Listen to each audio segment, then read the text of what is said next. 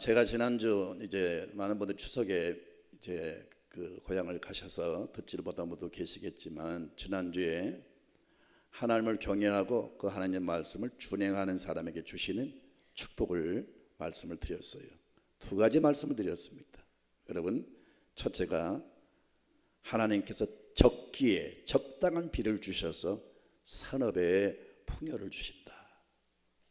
영적으로는 하나님이 그때마다 적절한 은혜를 주셔서 우리 삶에 하나님의 은혜가 넘치게 하는 일에, 산업에, 기업에 풍요를 주신다는 겁니다. 두 번째, 모든 대적을 물리쳐 주시고 그 개인과 가정에, 살아가는 삶의 현장에 평강을 주신다. 할렐루야. 두 가지 복을 제가 소개를 했습니다. 오늘은 세 가지의 말씀을 드리는데, 제가 스스로 만든 어떤 그런 내용 하나도 없습니다. 다 하나님이 약속한 말씀입니다. 잘 들으시고 여러분 마음에 사모하면서 반드시 약속한 복을 누리시기를 바랍니다. 하나님은 신실하신 하나님이세요. 그래서 절대 시건치 않으세요. 한번 말씀하신 것을 취소하거나 이랬다 저랬다 변덕을 부리신 하나님이 아니고, 반드시 약속하신 것은 주시는 하나님이세요. 하신다 하면 하시는 거고, 주신다 하면 주시는 분이세요. 문제는 우리가 그 하나님을 멀리하고 우리가 하나님을 배신하고 불순종하니까 문제지, 조건이 있잖아요. 이 다섯 가지 복을 받기 위해서는, 첫째는 우상을 절대 숭배하지 말고, 두 번째는 하나님이 정하신 성회를 잘 지키고, 세 번째는 하나님을 경외하고 하나님의 말씀을 잘 준행하는 사람에게 이 다섯 가지 복을 주시는데, 오늘 세 번째입니다. 세 번째 하나님이 약속한 복이 뭐냐? 번성하게 하고 창대하게 하신다. 그렇게 말씀하고 있어요. 다 같이 우리 소리내서 9절을 읽도록 합시다. 시작. 내가 너희를 돌보아 너희를 번성하게 하고 너희를 창대하게 할 것이며 내가 너희와 함께한 내 언약을 이행하리라. 번성이란 말고 창대하다, 이 번성과 창대라는 단어가 비슷합니다. 그러나 좀 더 명확하게 설명하자면요, 식물 가운데 특히 여러분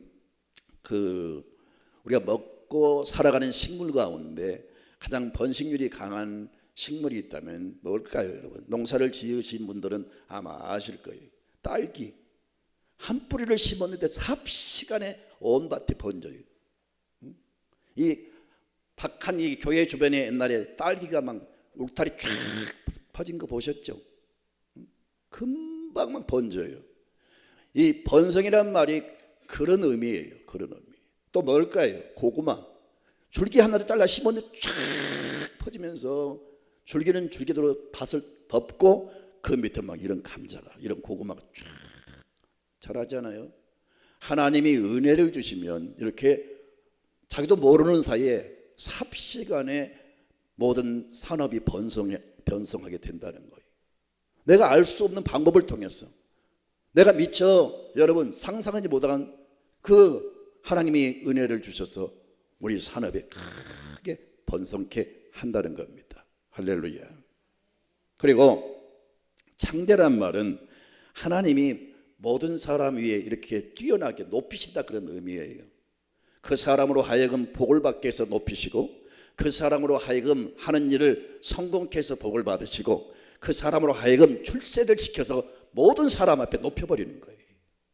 참 하나님이 하신 일은 놀랍습니다. 아멘입니까?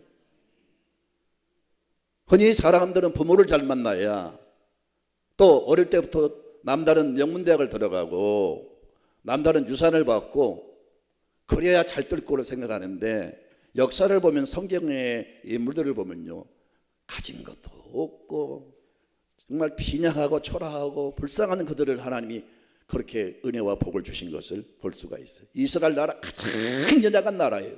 그걸 세계를 지배한 나라로 만들어 버리는 거예요. 할렐루야. 시대마다 하나님께 들어 쓰신 사람들, 별 볼 일 없는 사람들이에요. 근데 하나님께서 그들 삶 속에 복을 주시고 번성케 하시면서 높이 올리시는 창대의 복을 주신 것을 볼 수가 있습니다. 여러분, 욥기 8장 7절을 볼까요? 내 시작은 미약하였으나 내 나중은 힘이 창대하리라. 할렐루야. 여러분, 이 번성과 창대는 두 가지가 있어요. 하나는 인간의 악한 방법을 동원해서 잠시 번성하고 창대한 사람이 있어요. 두 번째는 하나님이 그야말로 은혜를 주셔서 번성하고 창대한 사람이 있어요. 전자는 사람이 온갖 악한 방법을 동원해 가지고 한때는 번성하고 창대하다가 하나님이 치심으로 그 결과가 아주 불행한 그런 사람들이 얼마나 많은지 몰라요. 그러니까 인간의 방법으로, 악한 방법으로 번성하는 것은 오래가지 않아요. 하나님 반드시 그 결과 비참하게 만드십니다. 그러나 하나님 주신 은혜로 인해서 번성하고 창대해진 사람은요, 그 복을 오래오래 누리게 하실 줄로 믿습니다. 백화점 왕이라고 별명을 얻은 사람이 있어요. 미국에 최초로 백화점을 세워서 전 세계 백화점을 확장시킨 존 워너메이커라는 사람인데, 이 사람은 벽돌을 굽는 벽돌공 아들로 태어났는데 12살 이후에는 정규 교육을 받지를 못했어요. 그러니까 제대로 초등학교도 못 나온 사람이. 그런데 어릴 때부터 그가 예수를 잘 믿는 믿음의 사람이었는데 그의 마음속에 결심을 했어요. 내 평생 하나님을 잘 경외하고 하나님의 말씀을 준행하자. 그런 결심을 가지고 열심히 하나님을 믿으면서 교회를 출석하면서 어린 아이들을 가르쳤어요. 어린 아이들을 가르치면서 성경을 이렇게 보면서 성경을 늘 대하면서 깨달은 게 있어요. 참 이상하다. 성경은 한 권인데 또 이 속에는 66권이 들어있다. 한 권의 책에 66권의 책이 엮어져서 한 권의 성경이 됐다는 거예요. 근데 그 당시에 이 워너메이커가 조그만 구멍가게를 했었는데 한 가지 물건만 취급할 게 아니고 이 66권이 한 권으로 엮어진 것처럼 내 가게에서 다양한 물건을 취급해서 한번 팔아보자. 그렇게 힌트를 얻고 실제로 그렇게 시작했는데 놀라운 사실, 대박 난 거예요. 그래서 백화점이 생기게 된 거예요. 얼마나 이분이 복을 많이 받았는지 전 세계 YMCA 건물이 거의 다 이 워너메이커가 지원을 해서 건축했어요. 종로 3가에 있는 그 YMCA도 이 워너메이커가 지원해서 사실은 건축된 거예요. 미국 대통령으로부터 나와 함께 70부 장관으로 함께 일하자 이런 제안을 받았습니다. 그때 이 워너메이커가 나를 간택해 주신 거 감사하지만 나는 조건이 있다. 만약에 나를 70부 장관이 되기를 원한다면 내가 그 장관 일보다 더 중요하게 여기는 게 있는데 어린아이를 가르치는 교사다. 만약에 내가 어린아이를 가르치는 교사의 장애가 안 된다면 대통령 각하께서 내가 이 주일날 어린아이들을 가르치는데 방해를 하지 않고 허용을 해 주신다면 나는 수락할 것이고 그렇지 않다면 나는 내놓겠습니다. 그래서 대통령부터 제가를 받고 교사 그 자리를 유지하면서 교회를 섬긴 참 훌륭한 사람입니다. 그야말로 참 여러분 미약한 사람을, 무명의 사람을 하나님 이제 그냥 번성케 해서 세계를 놀라게 하고 그를 통해서 많은 하나님의 역사를 이루신 겁니다. 사랑하는 성도 여러분, 하나님 잘 경외해서 정말 하나님이 약속한 번성과 창대의 복을 누리시기를 바랍니다. 역사를 보면요, 한 나라가 크게 번성했다가 창대하다가 무너진 나라가 굉장히 많아요. 소돔과 고모라 성이 한때는 굉장히 번성하고 창대한 그런 지역이었어요. 근데 거기서 동성연애가 시작되잖아요. 하나님이 그 번성하는 소돔과 고모라 성을 완전히 멸망시켜버립니다. 그래서 땅속으로 매장을 시켜버리고 완전히 불로 심판해서, 그래서 이스라엘 가면 사해바다가 있는데 저는 정확히 모르겠어요. 많은 자료를 보면요, 사해바다는 바다가 아니에요. 바닷물이 들어와서 여러분 그 바닷물이 고여 있는 곳이 아니고 사해바다는 분명히 바닷물이 안 들어옵니다. 그런데 가장 짠물이 꽉 차 있어요. 희한하죠. 바닷물이 안 들어오는데 바다예요. 얼마나 짠지 사람이 딱 누우면 둥 뜹니다. 거기는 생명체가 살지 않습니다. 그렇게 이 사해바다는 짭니다. 그런데 그 지역을 가보면 막 산에도 길거리에도 땅에도 막 소금이 막 뒹굴어요. 이걸 사람들은 말합니다. 하나님이 그곳에 저주를 퍼부어서 소돔과 고모라 성이 그 속에 다 완전히 묻혀버렸다. 그런 모든 증거는 소돔과 고모라를 하나님이 심판하신 증거다, 이렇게 말하는 분들도 없지 않아 있어요. 굉장히 번성하고 창대하다가 역사 속에 사라진 겁니다. 바벨론, 아수르, 애굽, 한 시대를 움직이는 세계를 움직이는 나라였어요. 다 무너졌어요. 다 하나님 치신 거예요.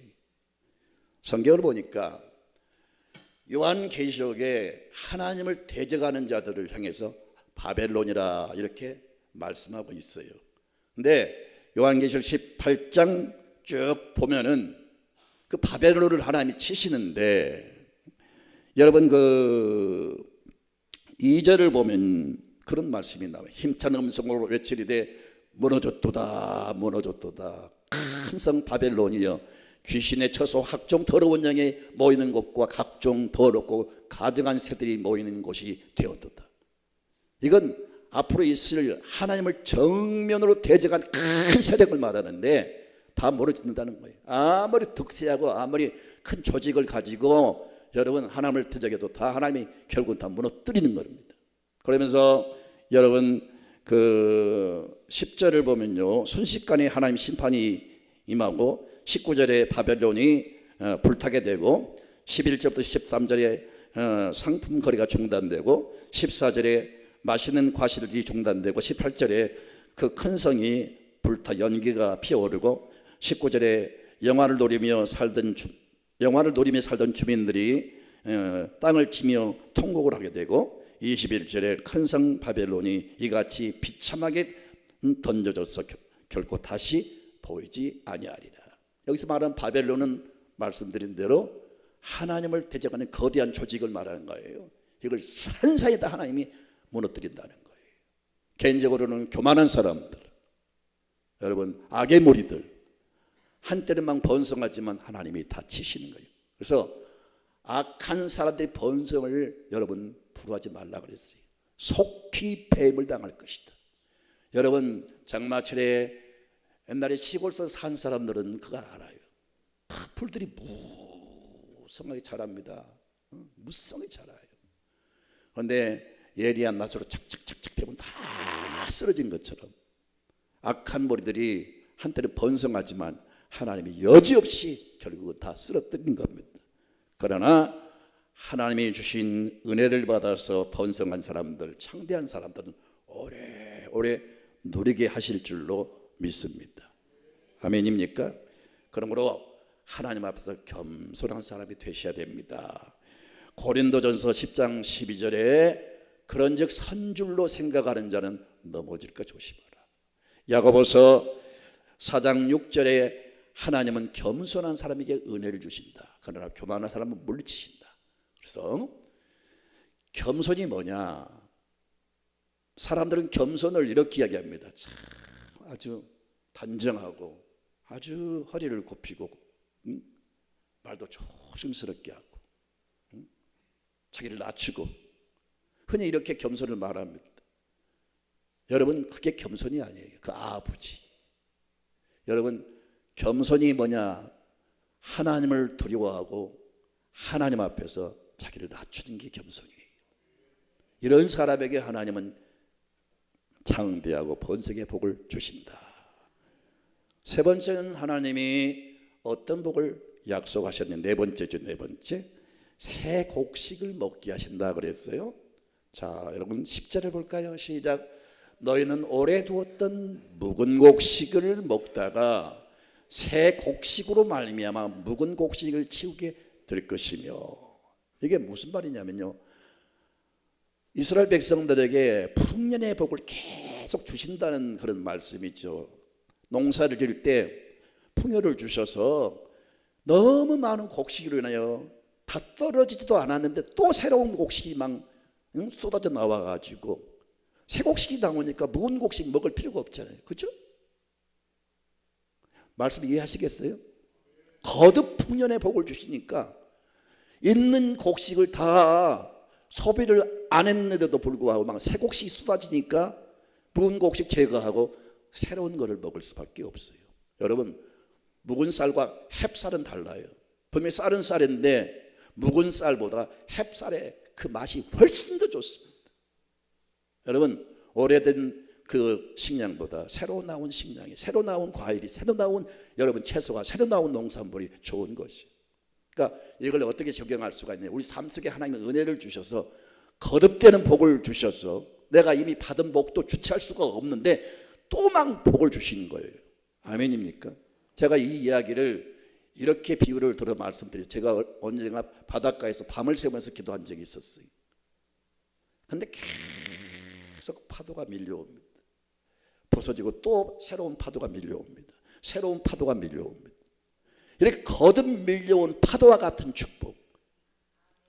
내 삶이 아직도 뭔가 막 충만한데 그 위에만 하나님 또 새로운 복을 주시는 거예요. 거듭되는 복, 복 위에 복을 주시고. 아멘. 그래서 복에 복을 더하시고 은혜 위에 은혜를 더하신다고 그랬어요. 이렇게 거듭되는, 반복되는, 계속되는 복을 하나님이 그 사람에게 주신다는 거예요.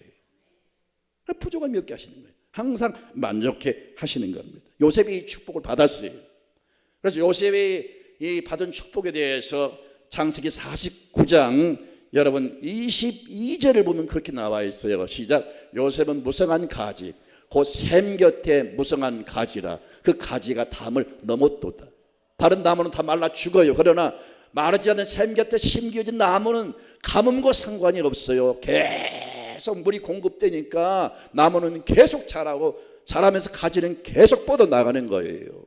그러면서 세월이 갈수록 작년보다 올해보다 내년 갈수록 더 큰 은혜가 임하는 거예요. 나무가 자라면 여러분 가지가 점점 뻗어나가지요. 가지가 뻗어나가면 그 뻗어나간 가지에 비해서 작년보다 올해 더 많은 열매가 맺히는 겁니다. 작년에는 100개의 열매가 맺혔는데 한 해가 지난 다음에 가지도 뻗어나가면서 한 200개, 300개 열매가 맺는 거예요. 내년에는 500개.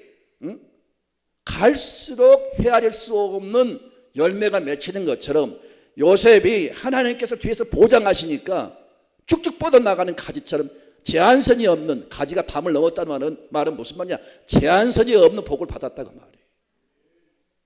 그래서 가지가 뻗어서 무성한 나무가 되니까 사람들이 그곳에 와서 여러분 안식을 누리고 비를 피하고 여러분 그 시원한 그늘을 제공받고요. 또 계속 뻗어나가니까 많은 열매가 맺혀서, 많은 열매가 맺혀 혼자 먹습니까? 나눠야죠. 그래서 하나님이 새 곡식을 주신다는 것은 거듭되는 복을 주셔서 여러분 감당할 수 없는 복을 누리게 하실 줄로 믿습니다.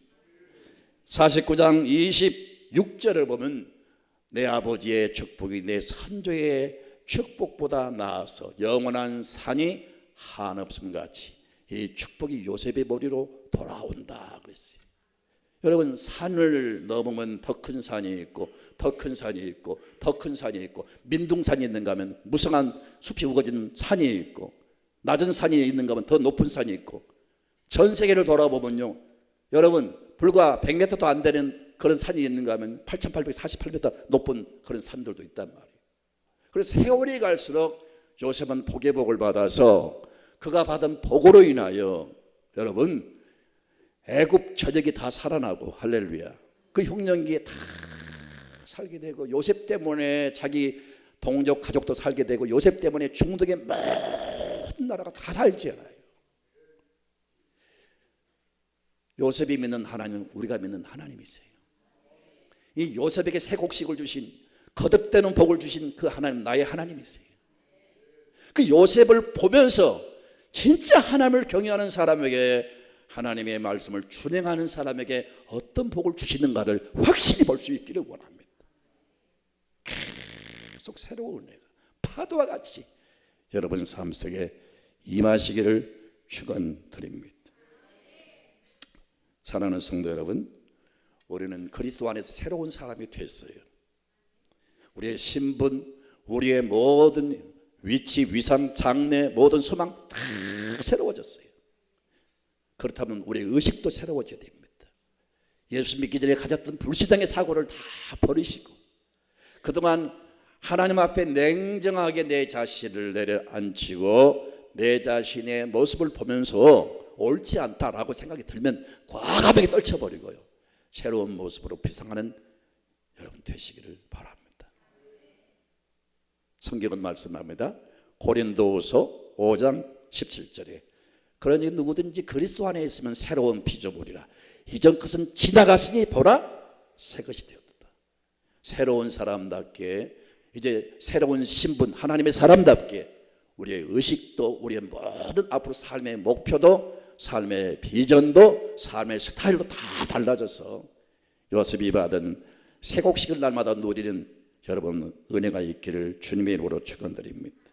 이사야 43장 18절 19절 우리 큰 소리로 같이 읽습니다. 시작. 너희는 이전 일을 기억하지 말며 옛날 일을 생각하지 말라. 보라 내가 새 일을 행하리니 이제 나타낼 것이다. 너희가 그것을 알지 못하겠느냐. 반드시 광야의 길을 사막의 강을 내겠다. 우리 앞날은 우리가 예측할 수가 없어요. 우리 스스로 살아갈 수가 없어요. 미래를 알 수가 없어요. 불안과 각종 사고와 위험이 도사리고 있는 우리의 미래, 그러나 하나님께서 우리의 가는 길을 활짝 열어주시고 광야는 길이 없고 사막은 강이 없어요. 그런데 하나님은 초자연적인 방법을 도원해 가지고 우리의 길을 열어주실 줄로 믿습니다. 계속 새 일을 행하실 거예요. 거듭되는 은혜를 주실 거예요.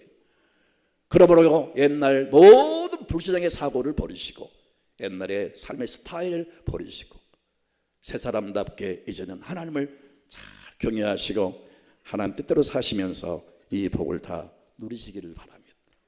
나는 옛날에 우리 네 개 교회죠. 4개 교회가 속초에서 연합 수련을 가진 바 있었는데 김포 제일교회 김동청 목사님이 새벽에 이 말씀을 전하셨어요. 그때 저는 큰 은혜를 받았어요. 여러분 시편 31편 19절을 보면 자 같이 읽습니다. 시작. 주를 두려워하는 자를 이와여 쌓아두신 은혜 곧 주께 피하는 자를 이와여 인생 앞에 베푸신 은혜가 어찌 그리 큰지요. 두려워한다는 말은 하나님을 진짜 경외한다는 말이고요, 주께 피한다는 말은 주님을 의지하는 사람을 말하는 거예요. 진짜 하나님을 두려워하고 하나님을 의지하는 사람에게는 그 사람을 위해서 하나님이 쌓아두신 은혜가 있다는 거예요. 그 은혜를 부어주셔서 내 인생 앞에 그 은혜를 베푸시는 거예요. 앞날에 대해서 걱정할 필요가 없어요. 하나님이 쌓아두신 은혜를 내 앞날에 베풀어 주실 겁니다. 다시 이 은혜를 받았어요. 그리고 다섯 번째죠. 하나님께서 하나님을 경외하고 준행하는 사람 가운데 임재하시고 그 사람과 평생을 함께 하신다는 겁니다. 자, 11절과 12절을 볼까요? 다 말씀을 보세요. 시작. 내가 내 성막을 너희 중에 세우리니 내 마음이 너를 싫어하지 아니할 것이며 나는 너희 중에 행하여 너희의 하나님이 되고 너희는 내 백성이 될 것임이니라. 내가 내 성막을 너희 중에 세운다 그랬어요. 성막은 하나님이 임재하신 처소를 말하지요. 옛날에 실제 성막이 있었잖아요. 모세를 통해 성막을 짓게 하셨어요. 거기서 제사를 집례하고 하나님께 제사를 올려드릴 때 하나님이 그 제사를 받으시고 하나님이 그곳에 임재하셨잖아요. 그런데 문자적으로 그 성막을 말한 게 아니고 너희 중에 성막을 세우겠다 그 말씀은 하나님이 그들 가운데 너희 가운데 임재하겠다 그 말이에요. 내가 너희 가운데 임재하여 내가 항상 너희와 함께 해서 나는 너희 하나님이 될 것이고 너희는 내 자녀답게 당당하게 살게 될 것을 말씀하고 있습니다.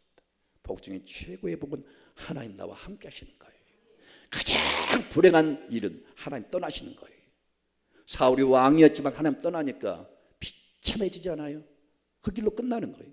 삼손이 하나님이 함께 하실 때는 놀라운 영광을 누리잖아요. 그는 떠나니까 비참해지는 거예요. 우리가 부족해도 연약해도 여러분, 제가 늘 말씀드리지만 내가 부족한 것은 아무것도 문제가 안 돼요.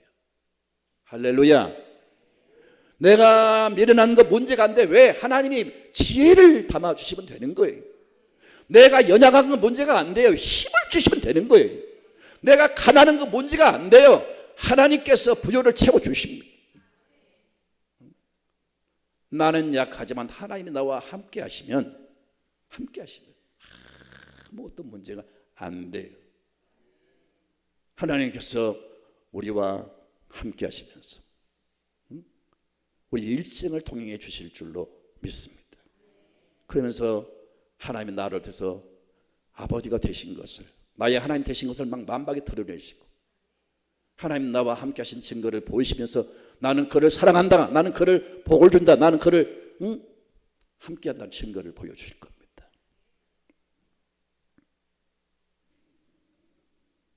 우리 찬송 가운데 그런 찬송이 있어요. 한번 불러볼까요? 찬송가 379장 찬양합시다.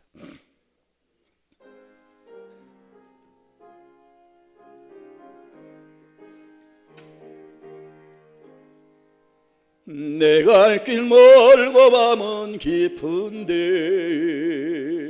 빛 되신 주 저 본향 집을 향해 가는 길 비추소서.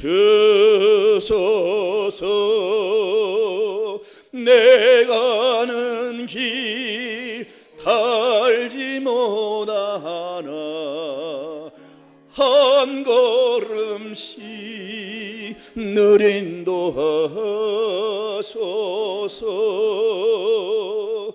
이정은에 방탕하게 지낼 때에 교만하여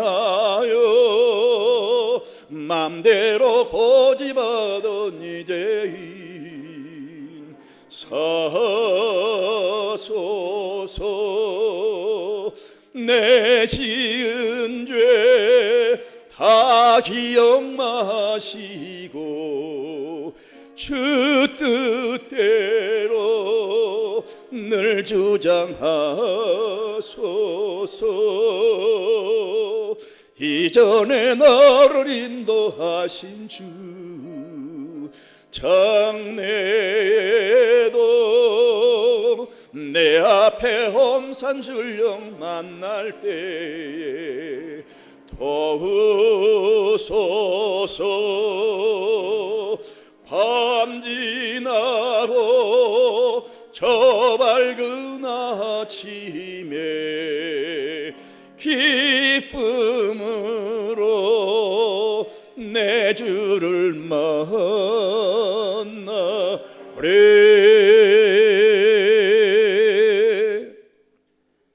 구약은 그림자고 신약은 실제입니다. 구약 시대 하나님께서 이스라엘 백성들을 애굽에서 건져냈다는 말씀을 출애굽기 13장만 보더라도 무려 5번을 말씀하고 있어요. 그 한 장 속에 그 백성을 애굽에서 건져냈다는 말씀을 5번을 말씀하고 있어요. 그들이 스스로 나온 겁니까? 하나님이 그들 가운데 함께 하시면서 건져내신 겁니다. 그리고 그들 가운데 임재하시고 함께 하신 증거를 확실하게 보여주셨는데, 기적을 통해서 보여주셨지만 그 누구도 부인할 수 없는 증거를 보이셨습니다. 낮에는 구름기둥, 밤에는 뭐예요? 불기둥. 그래서 누가 보아도 앞에 보이는 거예요. 누가 보아도 하나님 지금 우리 가운데 임재 계신다, 그걸 확실히 알게 보여주셨어요.